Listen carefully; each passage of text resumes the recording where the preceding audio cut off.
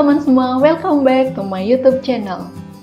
Di video aku kali ini, sebagai menyusui, aku mau sharing ke teman-teman sekalian, khususnya para ibu menyusui, tentang tips agar ASI lancar dan melimpah. Gak bisa dipungkiri kalau ASI itu merupakan pilihan yang terbaik yang bisa mamis berikan untuk si kecil. Tapi ini aku nggak berarti menjudge teman-teman atau mamis yang memilih untuk memberikan susu formula ke si kecil. Aku percaya kalian pasti sudah punya alasan tersendiri dan aku yakin itu pasti udah keputusan yang terbaik buat kalian. Menurut aku pribadi, proses menyusui atau memberikan ASI ke si kecil itu adalah suatu proses atau perjalanan. Ada suka dukanya, ada pasang surutnya, ada stresnya. Dan pasti aja kita sebagai ibu pernah menemui suatu masalah atau kesulitan selama proses menyusui itu. Kayak aku, pas si Raka baru lahir itu, ASIku tuh keluarnya cuma sedikit banget dan itu tuh nggak cukup buat si kecil. Nah, pas hari ketiga itu ASI aku udah mulai lancar, udah mulai keluar banyak dan aku sampai bisa nyetok. Jadi setiap kali si Raka itu habis menyusui, aku pompa karena dia minumnya atau nenennya itu nggak sampai habis. Jadi sisanya itu bisa aku pompa dan aku taruh di dalam freezer.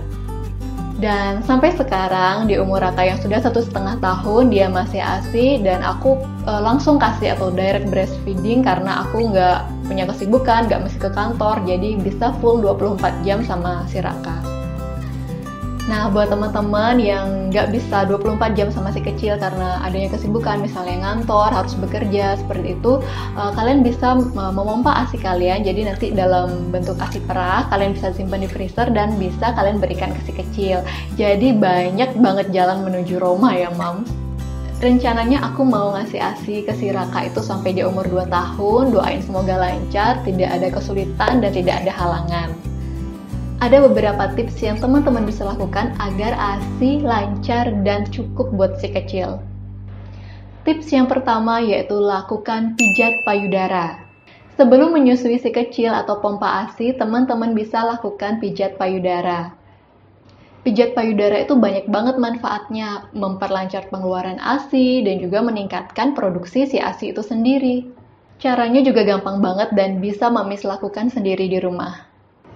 Teman-teman bisa lihat di sini langkah-langkahnya. Teman-teman bisa lihat step by step pijat payudara di gambar ini. Pertama-tama yang teman-teman harus lakukan adalah pemanasan. Caranya, hangatkan payudara dengan handuk selama 2 menit. Kemudian, setelah handuk terasa dingin, bilas lagi dengan menggunakan air hangat. Lakukan berulang hingga 4-5 kali di kedua payudara. Step selanjutnya yaitu pemijatan. Bagian payudara yang pertama teman-teman pijat adalah bagian puting. Caranya, pijat perlahan puting dengan ibu jari dan jari telunjuk ke arah atas dan bawah. Lakukan berulang di kedua puting sebanyak 5-6 kali.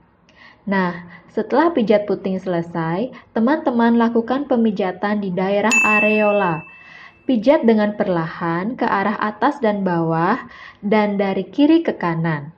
Lakukan 5-6 kali untuk tiap payudara.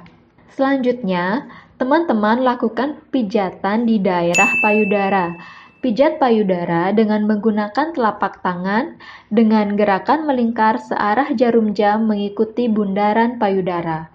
Lakukan 5-6 kali untuk tiap payudara.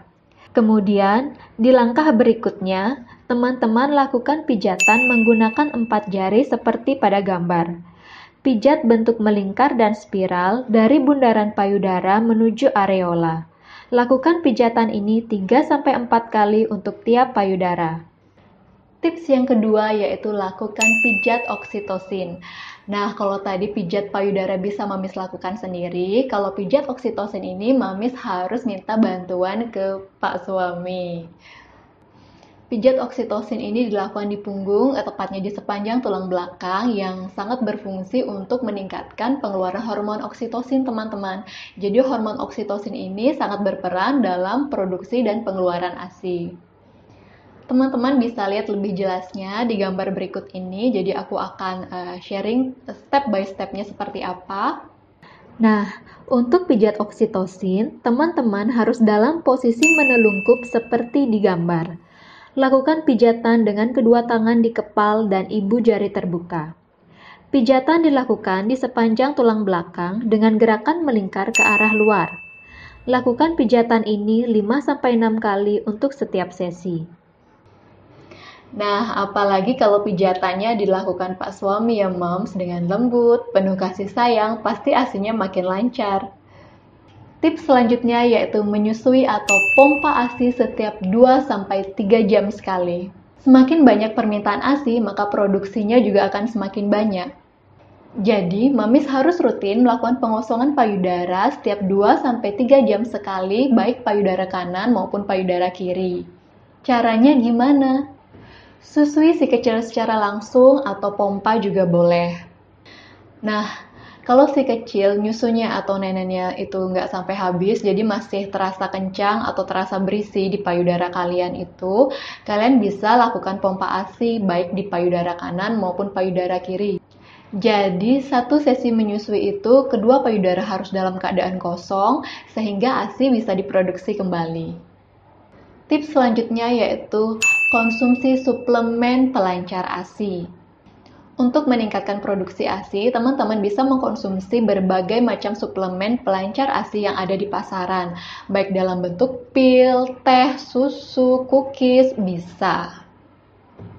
Nah, kalau aku dulu, pengalaman aku itu, pas si Raka baru lahir itu, aku mengkonsumsi ASI Fit. Jadi ASI Fit itu mengandung ekstrak daun katuk yang berfungsi untuk memperlancar dan meningkatkan produksi ASI.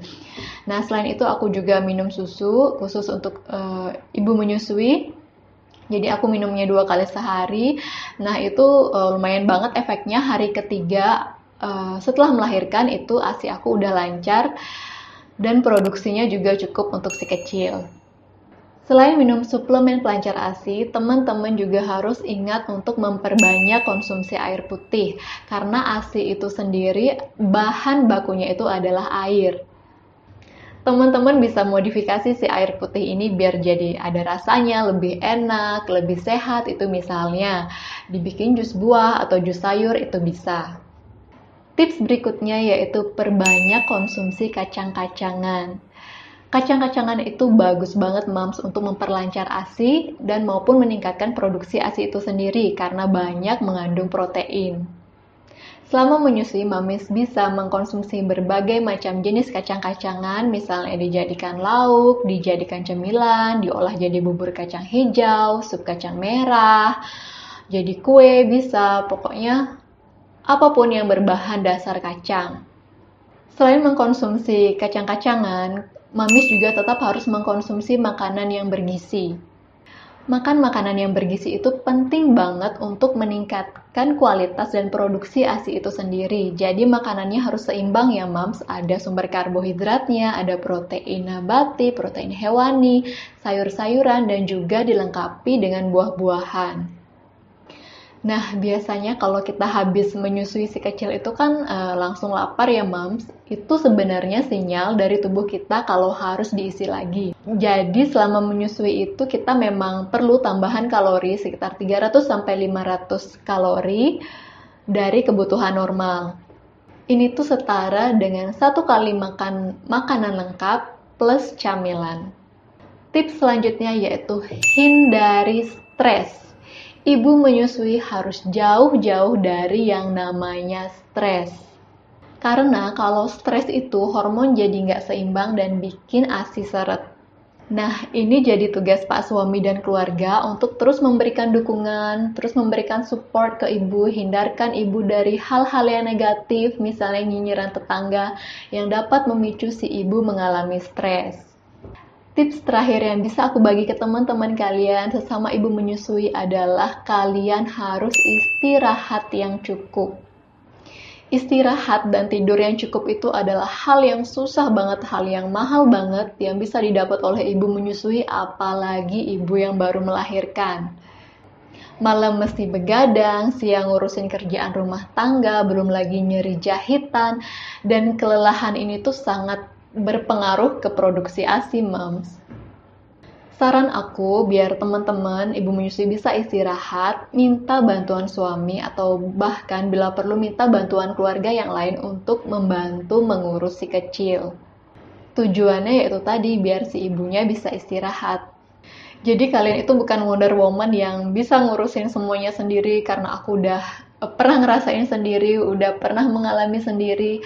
Kalau selama masa menyusui, apalagi pas baru habis melahirkan itu, kita memang perlu banget bantuan orang lain, baik itu keluarga maupun suami. Istirahat yang cukup itu manfaatnya banyak banget, Mams. Mata panda kalian jadi hilang, ASI kalian jadi lebih deres, proses pemulihan pasca melahirkan kalian juga jadi lebih cepat, kalian jadi lebih bahagia, jadi kalian bisa lebih fokus untuk mengurus si kecil. Sekian tips yang bisa aku bagi ke teman-teman kalian, semoga bisa membantu kalian selama proses mengasihi si kecil. Kalau teman-teman punya pertanyaan, baik itu seputar kesehatan, keluarga, parenting, kalian bisa DM aku atau email aku di alamat di bawah ini. Jangan lupa like, comment, share, dan subscribe ya. Sampai jumpa di video selanjutnya.